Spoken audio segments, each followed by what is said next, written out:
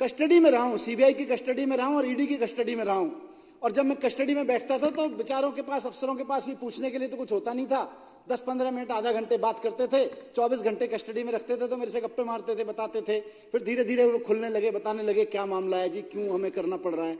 बेचारे इज्जत भी करते थे, बोले जी थोड़ी सी हमारी भी घर में प्रॉब्लम है, बच्चों को समझ नहीं आ रहा कैसे पढ़ाएं, थोड़े उनके बारे में भी गाइड कर दो। मैं तो बैठ के उनके बच्चों के बारे में शिक्षा गाइड कर रहा था वहां बैठ के।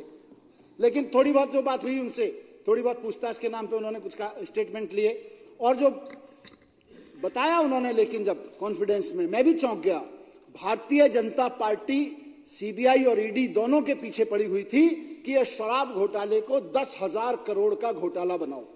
लिखा, इस समय का इतिहास जब आगे लिखा जाएगा तो इनको इतनी लानतें दी जाएंगी कि ऐसी ऐसी टुच्चे बने की हरकतों पर उतर आए थे एजेंसियों को लेकर, जिन एजेंसियों को इतनी शानदार काम के लिए बनाया गया था, उनको इतने टुच्चे कामों पे लगा दिया इन्होंने। हमको तो छोड़ दीजिए, मैं अपनी बात कंक्लूड करूं।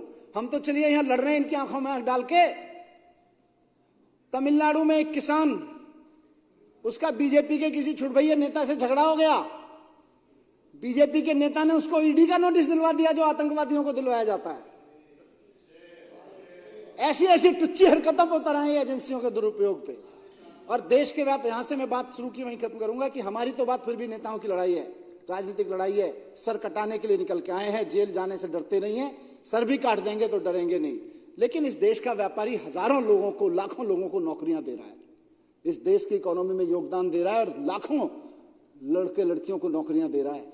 आज तुम अपने चंदे और धंधे के लिए कितने नोटिस, कितने ईडी के व्यापारियों, ईडी के कितने नोटिस व्यापारियों को दिलवा रहे हो? जरा गृहबान में झांक के देखो, शर्म आएगी अपने ऊपर, शर्म आएगी अपने ऊपर कि हम कर क्या रहे हैं ये देश के व्यापारियों के साथ। मैं 18-19 महीने बाद इस सदन में बोल रहा हूं खड़े होके, और ये मेरे लिए सौभाग्य की बात है कि भारतीय जनता पार्टी के तमाम कुकर्मों, कुचक्रों, साजिशों के बावजूद मैं सीना चौड़ा करके यहाँ खड़ा हुआ हूं। तो इसलिए खड़ा हुआ हूं कि ईमानदारी के दिखाऊं करता हूं। अभी ये भाजपा नेता बोल रहे थे, विजेंद्र गुप्ता जी, देश में कानून का राज है। यही तो फक्र है और इसी वजह से तो मैं आज यहाँ बैठा हूं कि कानून का राज है। अगर इनके पिताजी का राज होता तो मैं जेल में सड़ के मर गया होता। अगर इनके पप्पा का राज होता तो। देश में कानून का राज है, देश में कानून का राज है, देश में कानून का राज है। इसीलिए आज यहां बैठे और आपकी आंख में आंख डाल के कह रहे हैं कि चोटो छोड़ेंगे नहीं तुमको। देश में कानून का, अध्यक्ष जी वो लाइन इन्होंने पूरी नहीं की, इनके दिल का भी मुझे पता है, इनके दिल महसूस रहा था। बोले ये कहना चाह रहे थे देश में कानून का राज है, भाजपा में कानून का राज नहीं है। देश तो कानून से चलता है, लेकिन भाजपा 75 साल वाले कानून से नहीं चलेगी। उनको भी दुख है इस बात का। तो ये अब ठीक नहीं है। देखिए देश में कानून का राज है अध्यक्ष जी, प्लीज। देश में कानून का राज है। इसीलिए कश्मीर से लेकर कन्याकुमारी तक जितने विपक्ष के नेताओं पर इन्होंने गैर कानूनी काम किए, इनके हर गैर कानूनी काम पे इनको कानूनी गालियां पड़ रही हैं। सुप्रीम कोर्ट से लेकर, हाई कोर्ट से लेकर, अब तो लोअर कोर्ट भी इनको गालियां दे रही हैं। क्या कर रही हैं एजेंसियां? क्या ये बीजेपी से नहीं पूछे जा रहे हैं? आज सुप्रीम कोर्ट से लेकर लोअर कोर्ट तक, कश्मीर से कन्याकुमारी तक जो लताड़ रहे हैं एजेंसियों को, वो एक्चुअली तो भारतीय जनता पार्टी को लताड़ रहे हैं, क्योंकि देश में कानून का राज है और ये लोग गैर कानूनी काम कर रहे हैं, असंवैधानिक काम कर रहे हैं। कानून का राज है, इसीलिए चारों तरफ पूरे देश में थूथू हो रही है इनकी कि भारतीय जनता पार्टी को सत्ता क्या मिल गई, एजेंसियों का खुला दुरुपयोग होने लगा। और सिर्फ नेताओं के खिलाफ नहीं अध्यक्ष महोदय, हम तो नेता हैं, लड़ने के लिए निकलते हैं घर से। जिस दिन सोचते हैं कि राजनीति में जाएंगे उस दिन लड़ने के लिए तैयार होकर निकलते हैं कि लड़ना है, कोई रेड कार्पेट लेके नहीं बैठेगा। लेकिन इस देश के व्यापारियों के खिलाफ देखिए, कश्मीर से कन्याकुमारी तक अगर आप पीएमएलए के केसेस देख लीजिए, देश के हजारों नहीं लाखों व्यापारियों के खिलाफ भारतीय जनता पार्टी ने शोषण का अड्डा बना रखा है। ईडी को पीएमएलए के नोटिस दिलवाते हैं, 4 बड़े व्यापारियों को जेल में भेज देते हैं और उसके बाद कहते हैं भैया देखो 4 बड़े व्यापारी और 4 बड़े नेता जेल में डाल रखे हैं, 1 साल से निकलने नहीं दिया। आतंकवादियों वाले कानून, ड्रग माफियाओं वाले कानून लगा के तुमको भी जेल में डाल देंगे, चंदा दे दो। और चंदा देना पड़ता है बेचारे को। व्यापारियों का ऐसा शोषण कर रखा है, आप दिखा लीजिए। हाई नेटवर्क इनकम के कितने लोग भारत छोड़ के गए हैं और उनमें से कितने लोगों को पीएमएलए का नोटिस दिया गया था। शर्म से डूब मरेंगे भारतीय जनता पार्टी वाले अगर ये डेटा सामने आ जाए। बात हम सिर्फ अपोजिशन की नहीं कर रहे हैं। मैं तो 17 महीने इनके कुकर्मों के कारण जेल में रह के आया हूं। कानून का राज नहीं था इसलिए जेल में रह के आया हूं। कानून तोड़ तोड़ के राज बना रहे हैं। 17-18 महीने मुझको जेल में रखा, मुझको नुकसान हुआ। मैं अपने परिवार से दूर रहा, असेंबली से, विधानसभा से दूर रहा, मैं लोगों से दूर रहा। ये मुझको नुकसान हुआ, लेकिन असली नुकसान तो देश को हुआ, जनता को हुआ, दिल्ली की जनता को हुआ, जिसने भरोसा करके शिक्षा मंत्री बनवाया था। केजरीवाल जी को मुख्यमंत्री बनवाया था। केजरीवाल जी ने शिक्षा मंत्री का काम दिया था। मैं स्कूल बनवा रहा था, अस्पताल बनवा रहा था, टीचर्स यूनिवर्सिटी बनवाई थी, उसका क्या हाल है। स्किल यूनिवर्सिटी बनवाई थी, उसका क्या हाल कर रखा है इन लोगों ने। मैंने स्पोर्ट्स की university, skill university, teachers university बनवाई। टीचर्स को फिनलैंड भेज रहे थे पढ़ने के लिए, शिक्षा की ट्रेनिंग के लिए। आज मैं पंजाब के टीचर्स को भेज के आया हूं फिनलैंड, हमारे यहां दिल्ली के रुकवा दिए। ये नुकसान हुआ। मैं होता तो इन चीजों के लिए 4 वॉइस लड़ रही थी, 5वीं वॉइस मैं भी बन के लड़ता और इनको करते, लेकिन नुकसान हुआ। अध्यक्ष महोदय, मैं अपनी बात पे आऊंगा, उससे पहले भाई मदन लाल जी ने जहां से बात शुरू की कि बात सिर्फ मेरी नहीं है, बात सिर्फ सर की नहीं है, केजरीवाल साहब की बात यह है कि लोकतांत्रिक रूप से जब जनता ने इनको इनकी औकात दिखा दी कि भाई तुम्हारी औकात 7-8 सीट से ज्यादा नहीं है, और पहले तो 3 सीट से ज्यादा नहीं थी। लाल जी ने थोड़ा सा डेटा पढ़ा, 50 केसेस दिल्ली के चुने हुए मुख्यमंत्री के ऊपर लगा रखे हैं। 12 केसेस खत्म हो गए, हमारे केसेस में से ज्यादातर खत्म हो गए, ये जो बचे हैं ये भी खत्म हो जाएंगे। इन्होंने 3 केसेस सत्येंद्र जैन के ऊपर लगाए, जिनमें से 2 केस खत्म हो गए, खारिज हो गए, 1 बच रहा है, अभी वो भी खारिज हो जाएगा। इन्होंने 1 केस गोपाल राय जी के ऊपर लगाया, 2012 का निकाल के गोपाल राय जी उससे डिस्चार्ज हो गए। ये कानून के राज की बात कर रहे हैं। ये अध्यक्ष की चेयर पे बैठे हैं, न्यूट्रल हैं, क्योंकि आप इस पार्टी के टिकट से जीते थे। इन्होंने आपको भी नहीं छोड़ा, आपके ऊपर भी इन्होंने 2 केस लगाए और उसमें भी एक्विटल हो गया, आप लोगों ने लगाए। ऋतुराज झा 2 केस लगाए,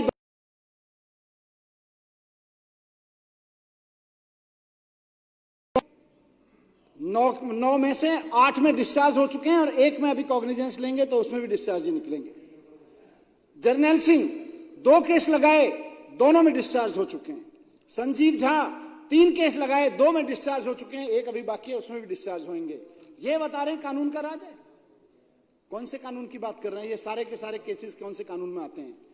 बीजेपी के झूठ बोलने के, झूठ फैलाने के और एजेंसियों को दुरुपयोग के अलावा किसी कानून में नहीं आते।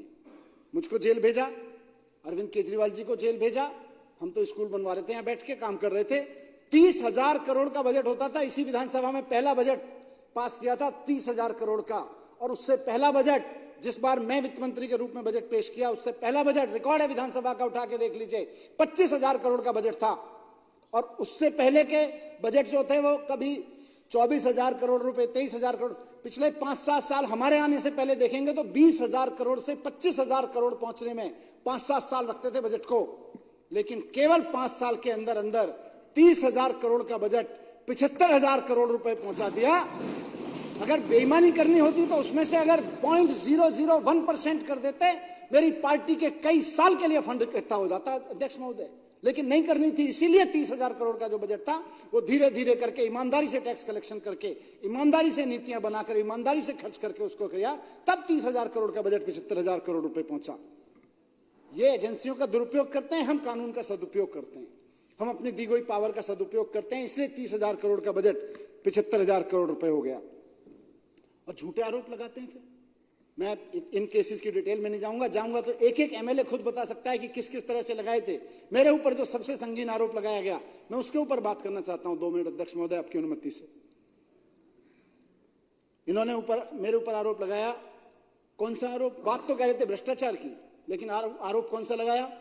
जो आतंकवादियों की फंडिंग और ड्रग माफिया की फंडिंग के ऊपर कानून लगाए जाते हैं, वो मेरे ऊपर लगाए। मैं आतंकवादी हूं? मैं ड्रग माफिया की फंडिंग करता हूं? क्या अरविंद केजरीवाल जी आतंकवादी हैं? अरविंद केजरीवाल जी ड्रग माफिया की फंडिंग करते हैं? हमारे ऊपर आरोप लगाए जा रहे हैं कि मतलब जो कानून दुनिया भर में बनाए गए इसलिए कि आतंकवादियों की फंडिंग रोकनी है, आतंकवादियों की फंडिंग करने वालों के ऊपर लगाए जाते हैं, ड्रग माफिया की फंडिंग करवाने वालों के ऊपर लगाए जाते हैं। वो कानून मनीष सिसोदिया के ऊपर लगाए जा रहे हैं, वो कानून अरविंद केजरीवाल जी के ऊपर लगाए जा रहे हैं ताकि जमानत ना मिल सके। आरोप कोई भी ऐसे ही लगा दो, उसके बाद कानून की धाराएं ऐसी ऐसी लगा दो आतंकवादियों वाली, ड्रग माफियाओं वाली, ताकि जमानत ना मिल सके, और फिर यहां होके बोले जमानत जमानत। तो अध्यक्ष महोदय, कुल मिला के देखें तो इन्होंने जो साजिश रची, मनोहर कहानी रची, इनमें उसमें निकला कुछ नहीं, निकलेगा भी कुछ नहीं। और अभी तक जब इन्होंने खूब छान मारा, छापे मारे मेरे घर पे, एक चवन्नी नहीं मिली इनको मेरे घर से। सीबीआई वाले भी दुखी होके गए, जी क्यों पूरा दिन लगा दिया आपके घर पे। फिर इनको लगा नहीं उसके लॉकर में कुछ होगा, लॉकर में पहुंच गए सीबीआई वाले। इन्होंने उसको कहा सीबीआई वालों को, लॉकर में छान के आओ, लॉकर में रखा होगा, 2 साल से लॉकर खुला नहीं है इसका, जरूर लॉकर में कुछ होगा। लॉकर में भी निकला झुंझुना, बच्चे का झुंझुना निकला, चांदी का एक। फिर जो है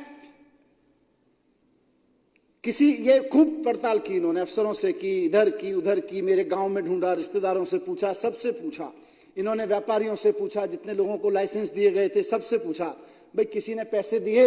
सबने ऑन रिकॉर्ड कहा जी कोई नहीं दिए, ना किसी ने मांगे ना किसी ने दिए, सबने ऑन रिकॉर्ड क्या रखा है एजेंसीज के स्टेटमेंट में। लेकिन बीजेपी उनके पीछे पड़ी हुई थी। मैं सर कस्टडी में रहा हूं, सीबीआई की कस्टडी में रहा हूं और ईडी की कस्टडी में रहा हूं, और जब मैं कस्टडी में बैठता था तो बेचारों के पास, अफसरों के पास भी पूछने के लिए तो कुछ होता नहीं था। 10-15 मिनट, आधा घंटे बात करते थे, 24 घंटे कस्टडी में रखते थे, तो मेरे से गप्पे मारते थे, बताते थे। फिर धीरे धीरे वो खुलने लगे, बताने लगे क्या मामला है जी, क्यों हमें करना पड़ रहा है। बेचारे इज्जत भी करते थे, बोले जी थोड़ी सी हमारी भी घर में प्रॉब्लम है, बच्चों को समझ नहीं आ रहा कैसे पढ़ाएं, थोड़े उनके बारे में भी गाइड कर दो। मैं तो बैठ के उनके बच्चों के बारे में शिक्षा गाइड कर रहा था वहां बैठ के। लेकिन थोड़ी बहुत जो बात हुई उनसे, थोड़ी बहुत पूछताछ के नाम पे उन्होंने कुछ का स्टेटमेंट लिए और जो बताया उन्होंने, लेकिन जब कॉन्फिडेंस में, मैं भी चौंक गया। भारतीय जनता पार्टी, सीबीआई और ईडी दोनों के पीछे पड़ी हुई थी कि यह शराब घोटाले को 10,000 करोड़ का घोटाला बनाओ। अधिकारियों ने कहा साहब 10,000 करोड़ में से कोई चवन्नी तो मिले, तब तो 10,000 करोड़ की बात करें। इनको यहां तो किसी के यहां चवन्नी नहीं मिल रही, कहां से 10,000 करोड़ का बनाए। तो कई महीने तक ये लोग बीजेपी वाले सीबीआई और ईडी के अफसरों के पीछे पड़े रहे कि इसको 10,000 करोड़ का घोटाला बनाओ, 10,000 करोड़ का घोटाला बनाओ। सीबीआई और ईडी वालों ने हाथ खड़े कर दिए, साहब नहीं बन पाएगा, अफसरों ने। फिर उन्होंने कहा अच्छा चलो 10,000 करोड़ का नहीं तो 1,000 करोड़ का बना दो। फिर उन्होंने कहा साहब 1 रुपया तो मिला होता, कोई चवन्नी तो मिली होती किसी के यहां से, नहीं मिल रही। वो जो वित्त मंत्री था उसी के घर से कुछ नहीं मिल रहा, कहीं से कुछ नहीं मिल रहा, कैसे 1,000 करोड़ का बना दें। तो फिर उन्होंने कहा अच्छा चलो ऐसा करो 100 करोड़ का बना दो। 10,000 करोड़ का नहीं बना, 1,000 करोड़ का नहीं बना, 100 करोड़ का नहीं बना। उस पर भी उन्होंने कह दिया साहब कुछ चवन्नी तो मिले, 1 रुपए का भी नहीं बना पा रहे हम तो फिर इन्होंने उनको जो भी किया होगा, डराया धमकाया होगा, जो भी किया होगा। फिर किसी को पकड़ा, इसको पकड़ा, उसको पकड़ा, इधर से पकड़ा, जेल में डाला, उसके ऊपर वही आरोप लगाए आतंकवादियों वाले, ड्रग माफिया वाले। तो जो आदमी 10-10, 12-12 बार कह चुका था साहब मेरे से तो मांगा नहीं, मेरे से तो किसी ने पूछा नहीं, मैंने तो किसी को दिया नहीं, उसके स्टेटमेंट है उन लोगों के। अचानक उनमें से किसी आदमी को ये धमकाते हैं बेटा जेल है, सड़ जाएगा, तुझे बाहर निकालने का एक ही रास्ता है, तू मनीष सिसोदिया का नाम ले, अरविंद केजरीवाल का नाम ले। जो आदमी कह चुका था उसके स्टेटमेंट हैं, और यही होगा ट्रायल में देखिएगा, जिसके स्टेटमेंट है कि साहब मैं तो कभी मनीष जी से कभी कहीं मिला भी तो मेरी तो हिम्मत ही नहीं पड़ती थी उनसे बात करने की। जो आदमी रिटन में स्टेटमेंट दे रहा है इन्वेस्टिगेशन में कि मैं तो कभी मनीष जी से मिलता था, मेरी तो हिम्मत ही नहीं पड़ती थी बात करने की, उसको जेल में डाला। 6 महीने बाद उससे एक स्टेटमेंट लिया मेरे खिलाफ, कुछ उससे बुलवाया, मुझको उठा के अंदर जेल में डाल दिया। जब मेरी बेल का मैटर ऑनरेबल सुप्रीम कोर्ट में पहुंचा, ऑनरेबल सुप्रीम कोर्ट ने ऐसे ही इनकी हरकतों के कारण कहा था कि तुम जो ये कानून के सबूत लेके आए हो, जो सो कॉल्ड तुम्हारे सबूत हैं, 2 क्वेश्चन में फ्लैट हो जाएंगे तुम्हारे सबूत। ये बात सारे अखबारों में फ्रंट पेज पे छपी थी जब मैं जेल में था। 2 क्वेश्चन में फ्लैट हो जाएंगे तुम्हारे सारे सबूत, ये ऑनरेबल सुप्रीम कोर्ट ने कहा है। ये सबूत लाए हमारे खिलाफ, जिसको ऑनरेबल सुप्रीम कोर्ट ने कह दिया भाई 2 क्वेश्चन में फ्लैट हो जाएंगे जब ट्रायल में चलेगा। तो मुझे जेल में रखा। फिर उसके बाद में फिर हुआ भाई अब संजय भाई को कैसे डालें। मैं अंदर था जब इसकी कस्टडी में था ईडी और सीबीआई की, वहां अंदर के अधिकारी मुझे बता देते थे देखो जी आपको लाए हैं, पहले 10,000 करोड़ की बात कर रहे थे बीजेपी वाले, फिर 1,000 करोड़ पे आ गए, फिर 100 करोड़ पे आ गए। बोले कुछ तो कर दो यार, कुछ तो लगा दो यार। तब भी नहीं लगाए तो बोले एक स्टेटमेंट के आधार पर लगाओ, इनको अंदर डालो। बजे हमें करना पड़ रहा है, क्या करें, नौकरी करनी है। फिर बोले, वो बता देते थे मेरे को, बोले अभी तो हमें आदेश है संजय सिंह को भी लाना है और बाद में थोड़े समय बाद केजरीवाल जी को भी लाना है चुनाव से पहले। पहले ही बता दिया था। बोले अच्छा जी। मैंने कहा चुनाव से पहले? हाँ। बोले चुनाव से पहले करेंगे कुछ ऐसा, ऊपर से जब आदेश आएगा करेंगे। खैर संजय भाई को ले गए, वहां भी सुप्रीम कोर्ट ने कह दिया कि देखो अगर हम केस की मेरिट पे चले गए तो तुम्हारा केस डिस्टर्ब हो जाएगा, इसलिए बेटर है इसको बेल देने दो। थोड़ी देर बाद में ईडी वाले बोले जाके बीजेपी वालों से पूछ के, सर दे दो। बीजेपी वाले कैसे दे दिया, मतलब आका का मतलब बीजेपी होता है वहां। संजय भाई को भी जेल हो गई, अब बेल हो गई। अरविंद केजरीवाल जी के खिलाफ क्या लगाया? एक आदमी सीएम साहब से टाइम मांगता है मिलने का, एमपी है वो, उसने टाइम मांगा, बोला जी मैं मिलना चाहता हूं। मेल भेजा, एक बार भेजा, 2 बार भेजा, मेल भेजा, उसको टाइम दे दिया गया। मिल गया, मिल के चला गया। सर से पूछा कि भाई मेरी कोई जमीन है, कुछ ट्रस्ट है हमारी, उसके लिए कुछ जमीन वमीन चाहिए कहीं, इतनी बात कह के चला गया। लोग एमपी हैं, आ सकते हैं। सर भी मिल लिए उसको। सीबीआई, अब जब सर के खिलाफ कुछ नहीं मिला, उन लोगों से भी कुछ नहीं मिला जिन लोगों के खिलाफ मेरे से बुलवा लिया था, जिन लोगों से मेरे खिलाफ बुलवा लिया था, तो फिर उस एमपी को पकड़ा, क्योंकि वो इनका पुराना फंडर भी था।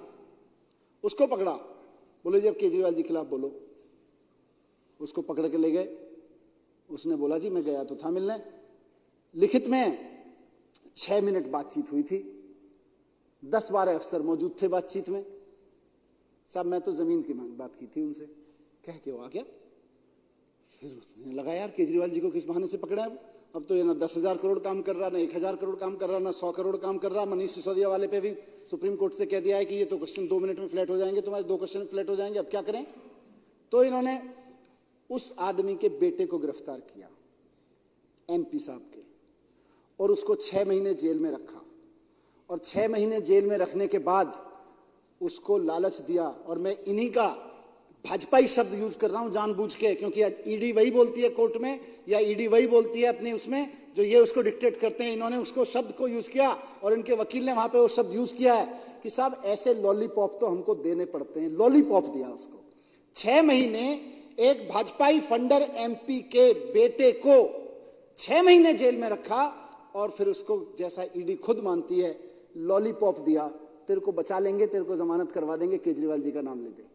तो जो आदमी पहले कह रहा था जी मैं तो 6 मिनट मिला, 10-12 अफसरों की मौजूदगी में मिला था, उसने एक स्टेटमेंट दिया जी मेरे से पैसे मांगे थे, उसका बेटा बाहर आ गया। अब ये तो इसीलिए ऑनरेबल सुप्रीम कोर्ट ने कहा था कि ये ट्रायल में चलेगा तो 2 क्वेश्चन में फ्लैट हो जाएगा। अरे एक आदमी जो पहले कह रहा है जी 6 मिनट मिला था, मांग के अपॉइंटमेंट मांगा था, रिकॉर्ड पे अपॉइंटमेंट मांगा हुआ है, और 12 अफसरों की 10-12 अफसरों की मौजूदगी में मिला था। 10-12 अफसरों की मौजूदगी में 6 मिनट की मीटिंग में केजरीवाल जी ने तेरे से 100 करोड़ भी मांग लिए, और तू पहले मना भी कर रहा था जी मैं तो जमीन मांगने गया था। ये कोई केस है क्या? ये मजाक है। लेकिन क्योंकि इनके पास पावर है, इनके पास पावर है कि केजरीवाल जी जो काम कर रहे हैं दिल्ली में, उनको कह सकते हैं भाई ये तो आतंकवादी है, डालो अंदर, ये तो ड्रग माफिया है, डालो अंदर, वो कानून लगा लगा के अंदर डाल रहे हैं। तो एजेंसियों के दुरुपयोग का तो इनको पीएचडी अवार्ड मिलना चाहिए इस देश में। इससे ज्यादा, और इससे मैं आपकी अनुमति से शब्द यूज कर रहा हूं, इससे ज्यादा टुच्चेपने के काम पे एजेंसियों का दुरुपयोग कहीं नहीं हुआ, कभी नहीं हुआ भारत के इतिहास में। भारत का इतिहास जब लिखा जाएगा, तो भारत का इतिहास जब लिखा, इस समय का इतिहास जब आगे लिखा जाएगा, तो इनको इतनी लानतें दी जाएंगी कि ऐसी ऐसी टुच्चेपने की हरकतों पे उतर आए थे एजेंसियों को लेके, जिन एजेंसियों को इतने शानदार काम के लिए बनाया गया था, उनको इतने टुच्चे कामों पे लगा दिया इन्होंने। हमको तो छोड़ दीजिए, मैं अपनी बात कंक्लूड करूं, हम तो चलिए यहां लड़ रहे हैं इनकी आंखों में आंख डाल के। तमिलनाडु में एक किसान, उसका बीजेपी के किसी छुटभैया नेता से झगड़ा हो गया, बीजेपी के नेता ने उसको ईडी का नोटिस दिलवा दिया जो आतंकवादियों को दिलवाया जाता है। ऐसी ऐसी टुच्ची हरकतों पर उतर आए एजेंसियों के दुरुपयोग पे। और देश के व्याप, यहां से मैं बात शुरू की वहीं खत्म करूंगा कि हमारी तो बात फिर भी नेताओं की लड़ाई है, राजनीतिक लड़ाई है। सर कटाने के लिए निकल के आए हैं, जेल जाने से डरते नहीं है, सर भी काट देंगे तो डरेंगे नहीं। लेकिन इस देश का व्यापारी हजारों लोगों को, लाखों लोगों को नौकरियां दे रहा है। इस देश की इकोनॉमी में योगदान दे रहा है और लाखों लड़के लड़कियों को नौकरियां दे रहा है। आज तुम अपने चंदे और धंधे के लिए कितने नोटिस, कितने ईडी के कितने नोटिस व्यापारियों को दिलवा रहे हो? जरा गिरहबान में झांक के देखो, शर्म आएगी अपने ऊपर, शर्म आएगी अपने ऊपर कि हम कर क्या रहे हैं ये देश के व्यापारियों के साथ। नेताओं के साथ जो कर रहे हो वो तो कर ही रहे हो, वो तो इतिहास का हिस्सा बना ही रहे हो, लेकिन इस देश के व्यापारियों के साथ क्या कर रहे हो तुम? नौकरी देने वाले आदमी के घर पे ईडी का नोटिस भेज देते हो और फिर उसको समझाते हैं लोग जाके, देख भाई फलाना बड़ा व्यापारी 1.5 साल से जेल में, फलाना बड़ा नेता 1.5 साल से जेल में, चंदा दे दे नहीं तो तेरा धंधा खत्म। चंदा दे देता है बेचारा, इलेक्ट्रल बॉन्ड उसका सबसे बड़ा सबूत है। तो मैं इसकी घोर निंदा करता हूं कि जिस तरह से ईडी और सीबीआई का दुरुपयोग हो रहा है, इनको शर्म आनी चाहिए, इनको लानत है इस बात पे। और मुझे लगता है कि बीजेपी को माफी मांगनी चाहिए देश से। बात अरविंद केजरीवाल जी या मनीष सिसोदिया आम आदमी पार्टी के, जिनके मैंने नाम लिया, एमएलए की नहीं है। बात पूरे देश के साथ ये लोग गद्दारी कर रहे हैं ईडी और सीबीआई का दुरुपयोग करके।